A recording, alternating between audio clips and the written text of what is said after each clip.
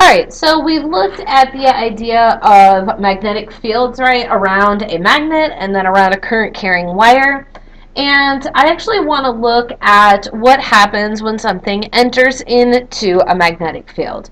So, just like electrical fields, if a charge is entering into a magnetic field, there's going to be a force applied upon that charge. So, let's go ahead and just draw. So, let's say I have the uniform magnetic field, in this case, is going into the page. And let's say we're just to shoot an electron up into that field. So here's my electron, and it's going to travel up into that field. As soon as it enters into that field, now there is going to be a magnetic force acting upon it.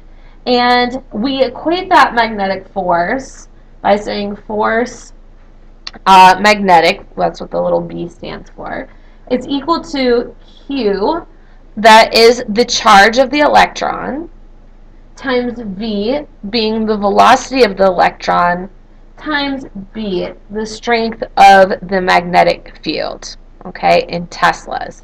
Now, also, you will see this idea of the sine of the angle. They have to be perfectly perpendicular to one another, otherwise that's going to affect the strength of the force. But if you are not given an angle whatsoever, you can assume that's 90 degrees, so the sine of 90 would just be 1. So unless there's an angle given, then we can just sort of ignore this number. And this actually gives us where the unit Tesla comes from. So the unit for Tesla, which is B for magnetic field, I'll just write it up here, is actually newtons over coulombs times meters per second, which is force over charge times velocity. So that is the magnetic field, or that is a Tesla, or T for Tesla. I guess I should put a T here instead of a B. Okay, so that's what the unit is. And that's why I didn't tell you what a Tesla was until I showed you this equation, so you can kind of see where it came from. Now, force is a vector, so it has to have a specific direction. And in this video, I'm going to teach you actually what the second right-hand rule is. So the second right-hand rule. Okay? And the first part of the right-hand rule is it's very similar to the other one, being that one, your thumb points towards the charge velocity, and the second being that your fingers point to your magnetic field direction. So they are very similar to the first right-hand rule that we looked at, where you had your fingers pointing. Let me just go ahead and put that back up there again. So remember, first right-hand rule, you had your thumb pointing in direction of current, which isn't exactly the same as the movement of charge. It's actually opposite of that. But it also has your fingers pointing in the direction of the magnetic field. In this case, the magnetic field is changing directions depending on your location. But if we look at the second right-hand rule, we've got a uniform magnetic field, so actually our fingers are going to stay straight out. Now, as a part of this right-hand rule, we need to draw on our hand. And you may see I had already drawn on my hand today when I was talking about this in class, but I have a plus on the top of my hand, and I'm going to put a minus on my palm. Okay? And I expect that you actually do this when you go into the AP exam.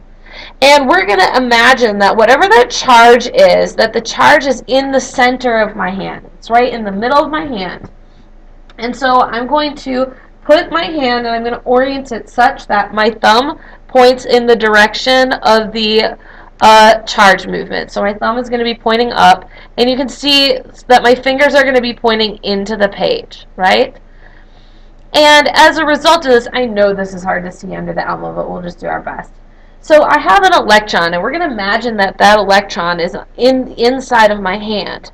So it's going to be repelled by my palm, and it's going to be attracted to the top of my hand. So if I hold that up here, it's attracted to the top of my hand this direction, and so that is actually the direction of the force. So as this object, as this electron moves with some velocity v into the uniform magnetic field, it is then going to have a force acting upon it, equivalent to this, in this direction. Right? And the magnetic field would be going into the page X here. Now let me just do one more example and we'll see if we can figure it out. Okay? So let's say we have a uniform magnetic field and it's pointing in this direction, and I have a proton that's actually flying. Let's say it's coming out of the page. So I'm going to put a little dot and I'll put a little plus there to indicate that the proton is coming out of the page. So again, I'm going to use my right hand rule. My fingers are going to point in the direction of the magnetic field, and my thumb is going to point in the direction of the charge movement. So the charge is actually coming out of the page, so I'm going to turn my hand like this. Now, remember that the proton's inside my hand. So if I just turn my hand, so you can see it here, the plus is on the top and the minus is on my palm. So the proton is actually going to be attracted to the palm side.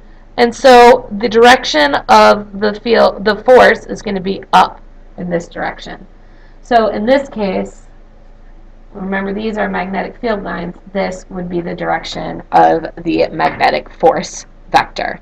Now, remember that Q, we know the charge of a proton and electron. So very frequently in these instances, we'll be dealing with a proton and electron since the charge is known. Now, in the next video, I'm actually going to talk about what happens as the charge moves through these fields.